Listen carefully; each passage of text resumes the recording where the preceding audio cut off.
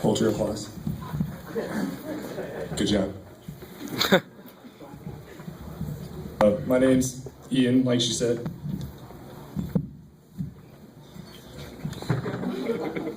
I like to write dick jokes for strangers, and this is a bunch of shit I'm gonna say right now, out loud, to your faces right now.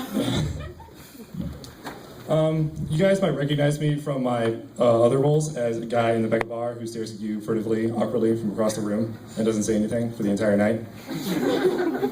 Or also the guy who can't quite figure out how to stand correctly at all.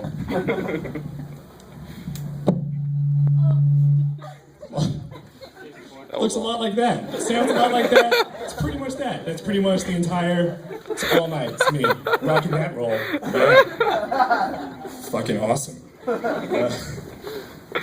like to go to bars alone because I'm creepy and I couldn't think of a faster way to tell everybody around me that exact fact other than to go to bars and just panic alone in the corner and watch people fondle each other drunkenly to the Black Eyed Peas or whatever. One time I went to a bar alone. That was a fun time. Every night alone. I met a fun couple. They were nice people, good people, and we got to talking, had a nice conversation. I had a couple drinks, and they decided that they were going to go hop to a couple other bars, and they invited me to come along with them. And I was like, dude, totally, yeah, that's great. We're having a great time. But I got to finish this beer real quick, so let me go ahead and do that thing I just said. And they were like, sweet, but we're going to go now. You need to finish that drink. And they did I hate this, they did the chant. Chug, chug, chug. And there are other people at this bar, and because people like doing what they see other people doing, they also join in. Chug, chug, chug. And it just gets louder. Chug, chug. The entire bar. Chug, chug, chug, chug. So I am a weak-willed man. So I give in. I chug for about... Yay. What happened? Yeah.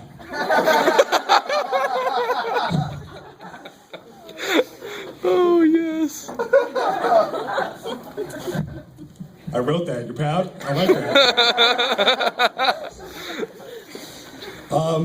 Funnily enough, I actually pretty much, yeah, that's what happened. I chugged for about that long, and then that exact thing happened, except not to the beer, to my face, all over the bar and on myself. I vomited, that's what I'm saying. I vomited for about 5 seconds, and that, I'm pretty sure, may have been my body's way of telling me that I have a 3-drink limit, apparently. 3 drinks, awesome. I'm not 6'2" and like 180 pounds. No, apparently I'm 5 feet tall and I weigh 100 pounds. I have 3-drink limit before I vomit all over the place, embarrass myself in front of everybody who not only was looking at me before, but they were chanting.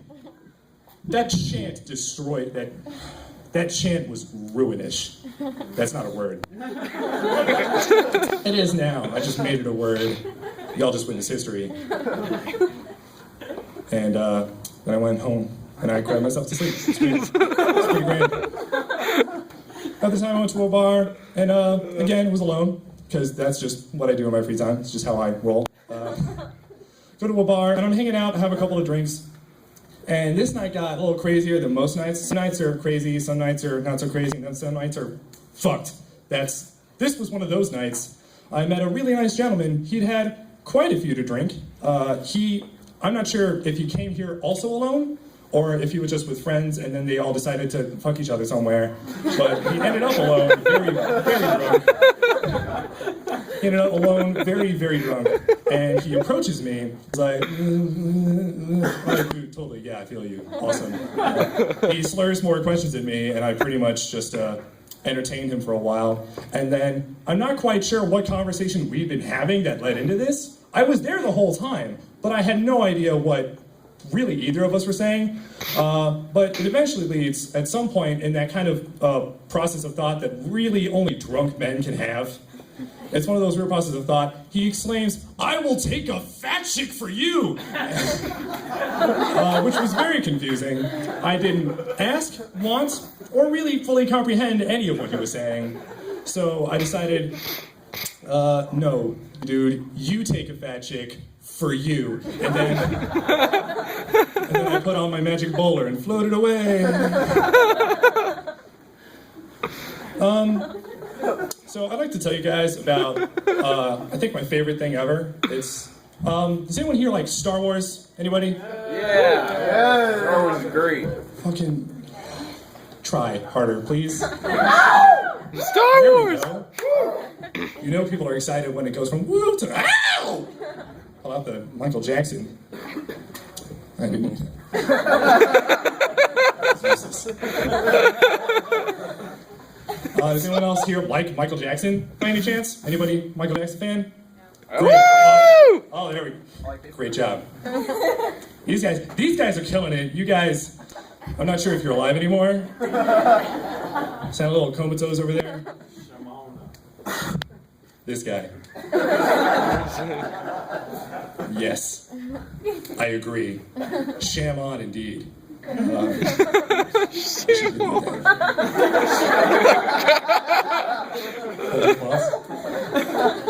Good job. All right, so we got about one Star Wars fan, one amazing Michael Jackson fan. Anybody here like The Godfather? Yes. That was some, all right, subtle. I like it. Low key. Do you ever wonder if what would happen if you decided to mash all three of those things together into my favorite thing ever? Because that exists. That's a real thing, and people watch it every day. It's called Captain EO, and it's my favorite thing ever. Let me describe to you what Captain EO is. Captain EO was a 17-minute long, completely batshit insane music video for Michael Jackson, directed by Francis Ford Coppola, who directed The Godfather, by the way. I don't know if that was... And produced by George Lucas. And I love this because it's one, batshit crazy, absolutely awful, and I'm pretty sure was the beginning point of the entire downfall of all three of their careers. Because this is like 80s, so this is like right after George Lucas got famous for making Star Wars, so he's considered to be killing it. He's considered to be really, really famous and really, really good. Prequel trilogy hadn't quite happened yet. Godfather Part 3 hadn't quite happened yet. And Michael Jackson was still staged. There's like 3 stages of Michael Jackson, I think. There's 3 stages. And the first one is like young, really happy, we're gonna throw young Michael Jackson. Then there's 80s, Shamo Michael Jackson. Ow! That Michael Jackson. And then he contracts level 3 Michael Jackson, which, as we all know, was fatal.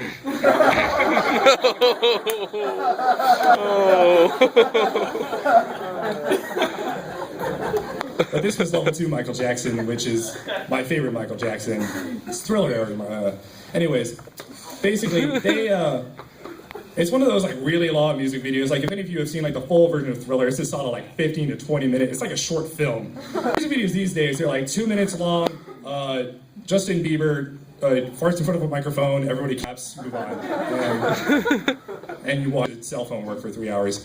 That's pretty much how music videos are these days. Back then, they were like 20 minutes long, and that's pretty much what Captain EO is. Captain EO is, Michael Jackson plays Captain EO, of course, where he is the captain of a motley crew of space misfits, which include a little puff that doesn't do, it's a thing. I don't know how it got through military training at all, but it's literally, imagine a Furby. It's a flying Furby. It's a flying, talking Furby. It has military training and has been given a job of some sort. They have a little, about yay-high elephant thing that will eat anything regardless of relevance. Matter, dust, whatever, garbage, it will just eat whatever it sees. Also went through military training. Don't know how, don't know what use he's got, because he does nothing else. And this is my favorite, they got a robot. But this robot, if any of you guys remember C-3PO, he was kind of humanish. He had like a British accent. He was really effeminate and whiny the whole time. This guy is sort of like that, but like on the next level of complete insanity. He has like a 19th century era, like military general's uniform with like a sash and badges. I don't know where he earns these badges, because he's a robot.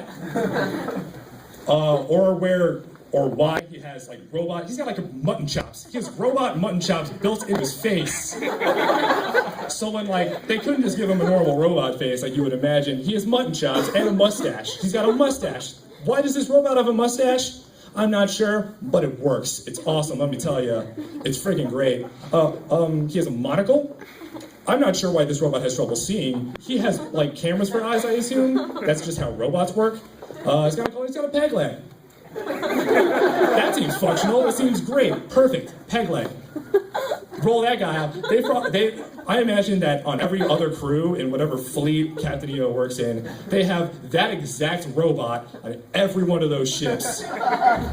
And he walks like he has a peg leg too. He's just,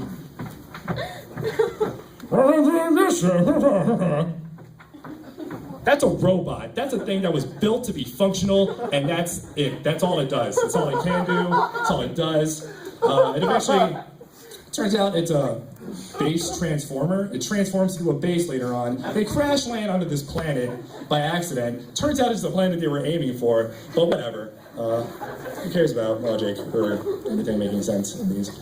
They crash land on this planet that they were aiming for, which is made of garbage, but they're lost. So they decide they're going to pull out the map they have. Oh, wait, no, Elephant Guy ate that. Again, military, you'd think, like, if any of you guys have been through military training, I'm pretty sure at least a few of you have. I don't know. It looks like it was kind of a military thing. I'm not sure if any of you guys have done that before. I'm pretty sure they don't train you to eat the map. Don't think that's involved. This guy eats the map. It doesn't matter. They get caught fucking immediately. 5 seconds out of the spacecraft, there are dudes with weird-looking spears pointing them at them. Take them to the Queen. The Queen, I'm pretty sure, is a dude dressed up as a woman who is trying to eat her way out of the screen into the real world. She sounds a little bit like, "What are you doing here, infidels?" It's insane. I love it. Take them away, and for you, Captain Michael Jackson, 100 years of torture. She continues on with exactly that voice for a solid 10 minutes. 10 minutes! How anyone survives those 10 minutes without walking out or killing themselves is beyond me. It's a miracle of human life. Anyways, then they're about to go ahead and take these guys out. Michael Jackson decides, it's time to go into action. Shut up! And they decide to play music, and somehow music makes everything in this world go completely insane. I don't know how it works, but for some reason, as soon as Michael Jackson opens up his pipes, everybody around him starts transforming into ridiculously photogenic backup dancers. How nice was that? That seems, just so convenient, beautiful, wonderful.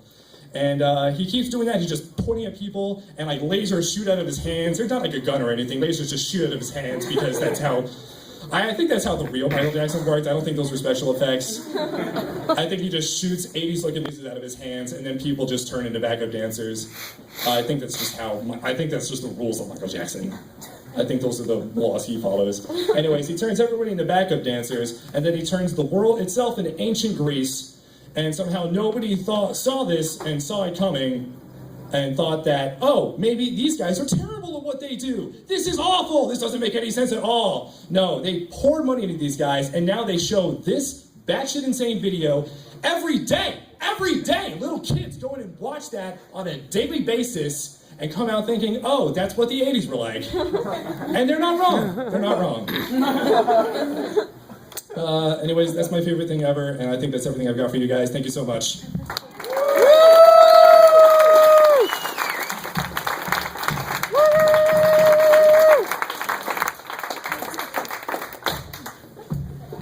Chug, chug, chug, chug, chug.